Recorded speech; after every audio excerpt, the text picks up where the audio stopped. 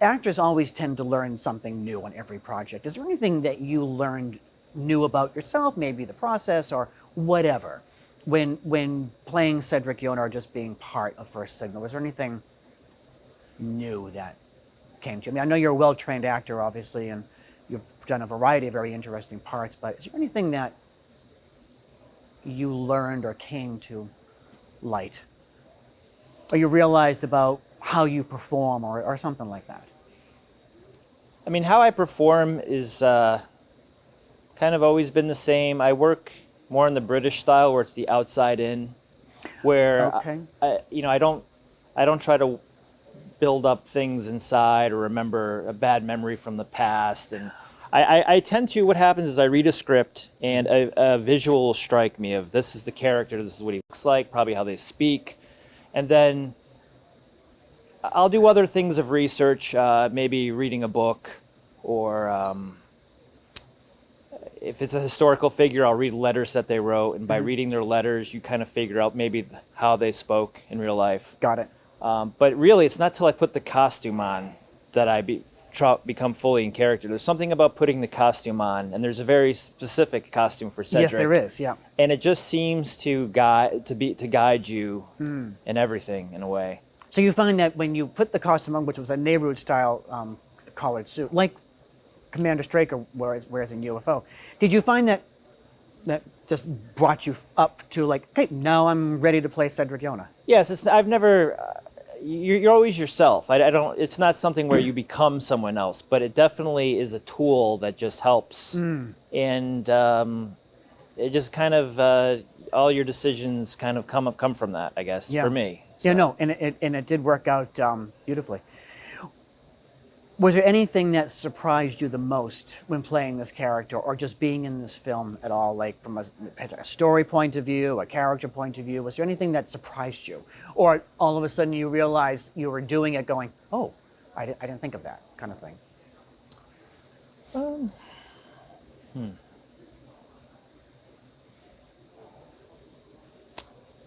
I guess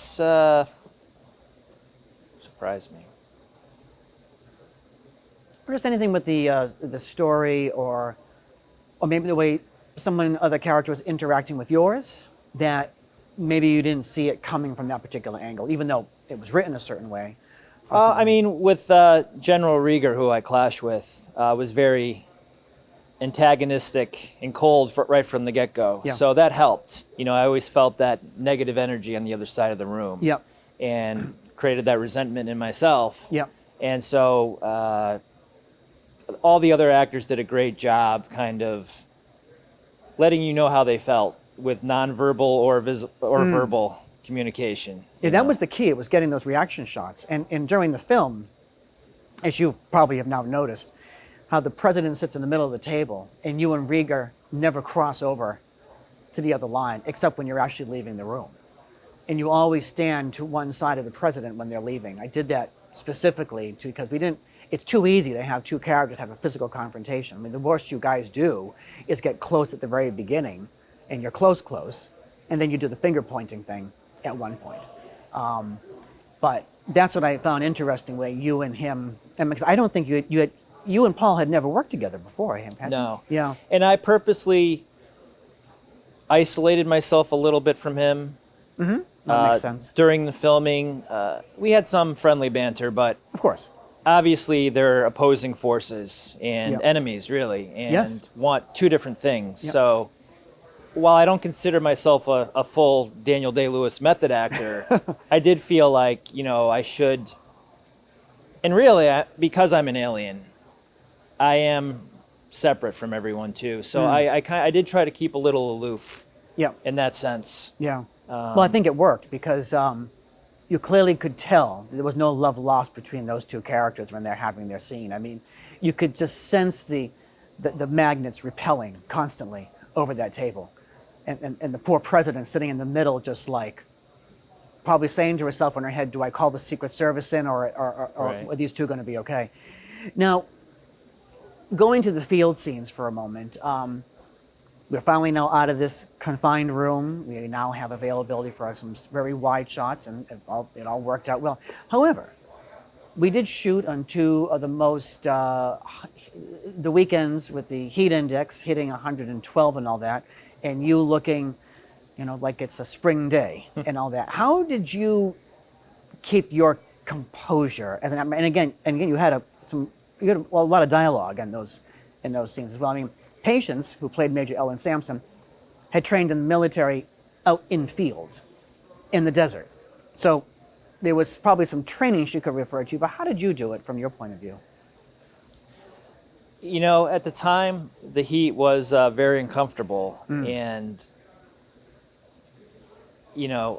but having watched the film now, it was a helpful tool acting-wise, because that extreme heat and discomfort created that sense of urgency and that pressure that helped my performance, because I didn't have to try to come up with something or try to feel or try to well up an emotion. Just it created a tightness in the very air itself. That makes a lot of sense, actually. That made my performance better. Because it wasn't a controlled environment by any stretch. Right. Not like a studio where the temperature control is perfect. And in that scene where I'm actually recounting all the decades I've been on planet Earth and all the suffering I've endured and I've seen happen to other people. Obviously, I haven't experienced that as a person on that level, but I think the extreme heat and discomfort kind of made that come across as truth when I was performing it, because it was a physical sensation that was creating the emotional state I needed to be in, I guess. That's perfect. Yeah, I didn't even think of that. I do remember, of course, I had many tissues with me, walking up to you, making sure there was no sweat falling off your forehead, because that just wouldn't look. Well, it did. I mean, the heat was difficult. When I would take off my jacket, my black T-shirt would be almost white just from all the salt. Sweating out of my body. Yeah, no, I'm sure. We went through a lot of bottled water those weekends for sure. Now, is there anything you would like to add that you feel that I didn't ask? Something you've always wanted to get across about this film or your involvement in it or what have you? And then, of course, you can ask me some questions. No, I mean, to go back to the challenge of playing the role, I think the challenge was Cedric is fighting for a certain outcome that he wants to happen. But at the same time, I think, at least the way that I played him, there's a certain foreknowledge that things aren't going to go his way, possibly, and that he's almost swimming against the current to a certain extent. Right. And so it's this combination of trying to fight for what he wants, but then at the same time, on a deeper level, realizing that he may be swimming upstream and he may not prevail. And so that was kind of a difficult thing to do. So many times you play a role and your character's just certain that they're going to overcome. And I think with Cedric, there was an uncertainty in that respect. Yeah, it was interesting in the way you played it, because there was, when the president signed Operation Troy, I don't think your character was still sure at the time she was doing her speech which way it was going to go. And then it's the whole way that your character had to pivot, and the way that you played it, how you had to like decompress and sit back a little bit. And you're like, okay, well, I didn't win here. Now let's see what I can do with this Major Sampson. And even then, when your character left, you really weren't sure. And it's challenging because he has some lines with the president where he's optimistic.